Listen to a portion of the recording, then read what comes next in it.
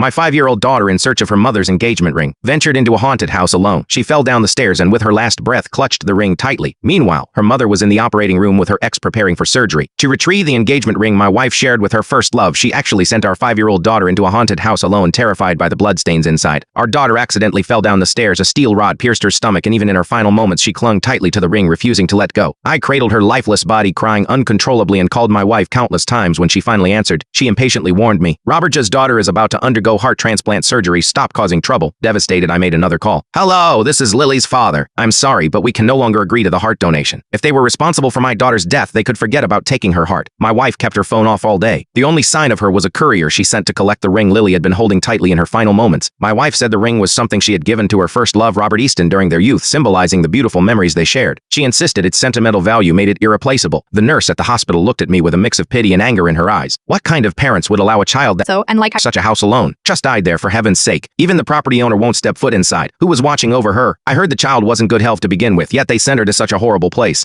That poor girl. I hope she never encounters such irresponsible parents in her next life. They were right. Even I hated myself. I knew my wife never cared about our daughter Dawn's health, so why did I let her take Lily away? I sat alone in the living room the entire night, waiting until dawn for my wife to return home. Sign it. I pushed the divorce papers in front of her. Must be, what nonsense are you on about now? My wife frowned impatiently. Metch bore all this over me. Not answering your calls, he boy. Robert's daughter is about to undergo surgery. What's wrong with me as a friend being there for him? Hubert, I'm warning you, don't push your luck. The sharp scent of hospital disinfectant clung to her, that same sterile smell from the ER when our child slipped away. But she had been comforting someone else's all this time. I laughed coldly, my face full of mockery. "We're staying out all night before the surgery even begins. Why don't you wait until the surgery fails, then go?" Console Robert properly. Before I could finish my sentence, her hand struck my face with a sharp slap. "Hubert Gunner, let me tell you this. I've tolerated you only because we have a daughter together. Keep running your mouth and I swear I'll throw you out." She had the audacity to bring up our daughter, kindred of Lily's pale and pain-stricken face in her final moments. A searing ache tore through my heart. "Irene, how dare you even mention Lily? She was only 5 years old. How could you send her to that abandoned house, a place where someone had just died? Do you even realize what—" "There you go again, complaining as always," Irene interrupted, rubbing her temples impatiently. "Robert is an adventure blogger. He lost a ring there during one of his shoots. What was I supposed to do? It's just a ring. Sending Lily to fetch it didn't cost her life. That house isn't haunted. I told her to go there as a way to toughen her up. It was for her own good. Look at Robert's daughter, so young yet brave enough to face surgery. And then there's Lily. She runs to you crying over something as trivial as fetching a ring. Don't blame me for liking Yuki more than Lily. It's just the way it is. Yuki is cheerful and lively. Far more likable than Lily. You turned your daughter into a sullen, useless child. She couldn't even find the ring after all this time. How pathetic. And let me tell you, if Yuki's surgery fails because Lily didn't find that ring, I will make her kneel outside the hospital ward." Her words were like knives, stabbing me mercilessly, leaving me bleeding and broken. I was such a fool, hoping she might feel even a sliver of guilt after our daughter's death. But now I saw it clearly. She didn't care about Lily at all. She only cared about Robert's feelings and whether his daughter would be okay.